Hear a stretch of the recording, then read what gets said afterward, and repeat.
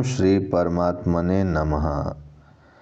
दसम खंड स्वप्न के दृष्टांत से आत्मा के स्वरूप का कथन। जो यह स्वप्न में पूजित होता हुआ विचरता है यह आत्मा है, ऐसा प्रजापति ने कहा। यह अमृत है, अभय है और यही ब्रह्म है।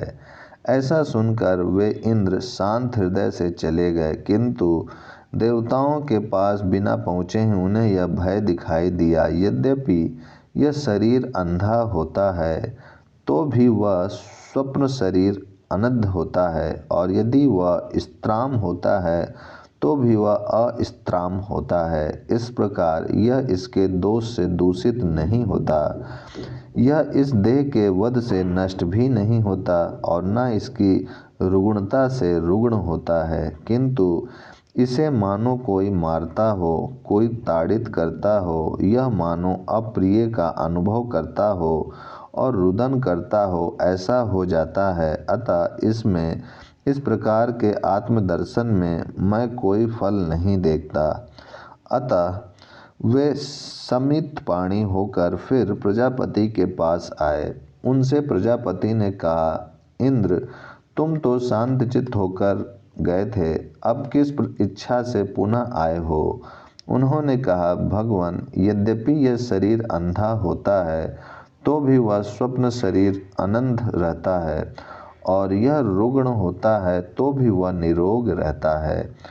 इस प्रकार वह इसके दोष से दूषित नहीं होता, न इसके वध से उसका वध होता है और न इसकी रुग्णता से वह रुग्ण होता है, किंतु उसे मानो कोई मारते हों, कोई ताड़ित करते हों और उसके कारण मानो वह अप्रिय का अनुभव करता हो और रुदन करता हो, ऐसा अनुभव होने के कारण इसमें मैं कोई फल नहीं देखता। तब प्रजापति ने कहा, इंद्र, यह बात ऐसी ही है। मैं तुम्हारे इस आत्म तत्व की पुनः व्याख्या करूँगा। तुम 32 वर्ष और ब्रह्मचर्य वास करो। इंद्र ने वहाँ 32 वर्ष और निवास किया।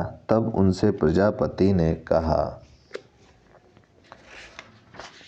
एकादश खंड। इंद्र 101 वर्ष के ब्रह्मचर्य के बाद उपदेश के अधिकारी हुए। जिस अवस्था में यह सोया हुआ दर्शन वृत्ति से रहित और सम्यक रूप से आनंदित हो, स्वप्न का अनुभव नहीं करता, वह आत्मा है, ऐसा प्रजापति ने कहा। यह अमृत है, यह अभय है और यही ब्रह्म है। यह सुनकर इंद्र शांत चित्त से चले गए, किंतु देवताओं के पास पहुँचे बिना ही उन्हें यह भय दिखाई दिया। उस अवस्था में तो इसे निश्चय ही यह भी ज्ञान नहीं होता कि यह मैं हूँ, और न यह इन अन्य भूतों को ही जानता है। उस समय तो यह मानो विनाश को प्राप्त हो जाता है। इसमें मुझे इष्ट फल दिखाई नहीं देता। वे समितपाणी होकर पुनः प्रजापति के पास आए। उनसे प्रजापति ने कहा, इंद्र, तुम तो शांत चित्त से गए थे, अब किस इच्छा से तुम्हारा पुनः आगमन हुआ है? इंद्र ने कहा, भगवान, इस अवस्था में तो निश्चय ही इसे यह भी ज्ञान नहीं होता कि यह मैं हूँ, और न यह इन अन्य भूतों को ही जानता है। यह मानो विनाश को प्राप्त हो जाता है। इसमें मुझे इष्ट फल दिखाई नहीं देता। हे इंद्र, यह बात ऐसी ही है, ऐसा प्रजापति ने कहा। मैं तुम्हारे प्रति इसकी पुनः व्याख्या करूँगा। आत्मा इससे भिन्न नहीं है। अभी 5 वर्ष और ब्रह्मचर्य वास करो। उन्होंने 5 वर्ष और वहीं निवास किया। ये सब मिलाकर 101 वर्ष हो गए। इससे ऐसा कहते हैं कि इंद्र ने प्रजापति के यहाँ 101 वर्ष ब्रह्मचर्य वास करके अधिकार प्राप्त किया। तब उनसे प्रजापति ने कहा। द्वादश खंड। इंद्र के प्रति प्रजापति का उपदेश। इंद्र, यह शरीर मरणशील ही है, यह मृत्यु से ग्रस्त है। यह इस अमृत अशरीरी आत्मा का अधिष्ठान है। सशरीर आत्मा निश्चय ही प्रिय और अप्रिय से ग्रस्त है। सशरीर रहते हुए इसके प्रिय अप्रिय का नाश नहीं हो सकता, और अशरीर होने पर इसे प्रिय और अप्रिय स्पर्श नहीं कर सकते। वायु अशरीर है।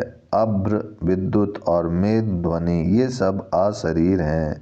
जिस प्रकार ये सब उस आकाश से उत्पन्न होकर सूर्य की परम ज्योति को प्राप्त हो अपने स्वरूप में स्थित हो जाते हैं, उसी प्रकार यह संप्रसाद इस शरीर से समुत्थान कर परम ज्योति को प्राप्त हो अपने स्वरूप में स्थित हो जाता है।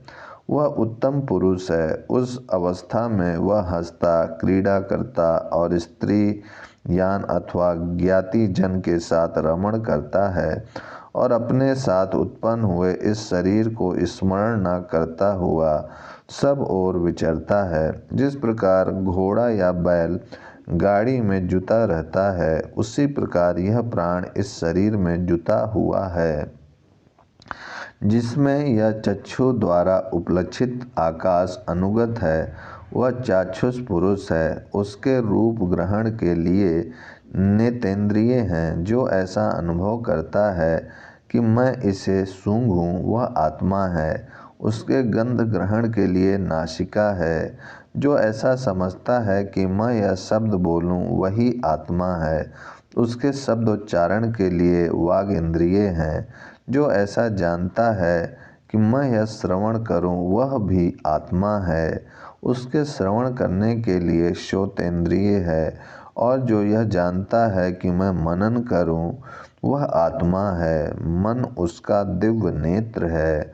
वह यह आत्मा इस दिव्य चक्षु के द्वारा भोगों को देखता हुआ रमण करता है। जो ये भोग इस ब्रह्मलोक में हैं, उन्हें यह देखता हुआ रमण करता है। इस आत्मा की देवगण उपासना करते हैं। इसी से उन्हें संपूर्ण लोक और समस्त भोग प्राप्त हैं। जो उस आत्मा को शास्त्र और आचार के उपदेश अनुसार जानकर साक्षात रूप से अनुभव करता है, वह संपूर्ण लोक और समस्त भोगों को प्राप्त कर लेता है। ऐसा प्रजापति ने कहा। प्रजापति ने कहा, त्रयोदश खंड, श्याम ब्रह्म से सबल ब्रह्म की प्राप्ति का उपदेश। मैं श्याम हृदयस्थ ब्रह्म से सबल ब्रह्म को प्राप्त होऊं और सबल से श्याम को प्राप्त होऊं। अश्रु जिस प्रकार रोए झाड़ कर निर्मल हो जाता है, उसी प्रकार मैं पापों को झाड़ कर तथा राहु के मुख से निकले हुए चंद्रमा के समान शरीर को त्याग कर कृत हो अकृत नित्य ब्रह्मलोक को प्राप्त होता हूँ। ब्रह्मलोक को प्राप्त होता हूँ। आकाश चतुर्दश खंड, आकाश नामक ब्रह्म का उपदेश। आकाश नाम से प्रसिद्ध आत्मा नाम और रूप का निर्वाह करने वाला है। वे नाम और रूप जिसके अंतर्गत हैं, वह ब्रह्म है। वह ब्रह्म है, वही आत्मा है। मैं प्रजापति के सभागृह को प्राप्त होता हूँ। मैं यश संज्ञक आत्मा हूँ। मैं ब्राह्मणों के यश, क्षत्रियों के यश और वैश्यों के यश स्वरूप आत्मा को प्राप्त होना चाहता हूँ। वह मैं यशों का यश हूँ। मैं बिना दांतों के भक्षण करने वाले रोहित वर्ण पिच्छिल स्त्री चिन्हों को प्राप्त ना हो। पंचदशा खंड, आत्मज्ञान की परंपरा, नियम और उसका फल। इस पूर्वोक्त आत्मज्ञान का ब्रह्मा ने प्रजापति के प्रति वर्णन किया। प्रजापति ने मनु से कहा। मनु ने प्रजा वर्ग को सुनाया। नियम अनुसार गुरु के कर्तव्य कर्मों को समाप्त करता हुआ वेद का अध्ययन करके आचार्य कुल से लौटकर गृहस्थ आश्रम में स्थित होता है। फिर पवित्र स्थान में स्वाध्याय करता हुआ पुत्र एवं शिष्य आदि को धार्मिक बनाकर संपूर्ण इंद्रियों को अपने अंतःकरण में स्थापित कर शास्त्र की आज्ञा से अन्यत्र प्राणियों की हिंसा न करता हुआ और आयु की समाप्ति पर्यंत इस प्रकार बरतता हुआ अंत में वह निश्चय ही ब्रह्मलोक को प्राप्त होता है और फिर नहीं लौटता। अष्टम अध्याय समाप्त। सामवेदीय छांदोग्य उपनिषद समाप्त। ओम शांति शांति शांति।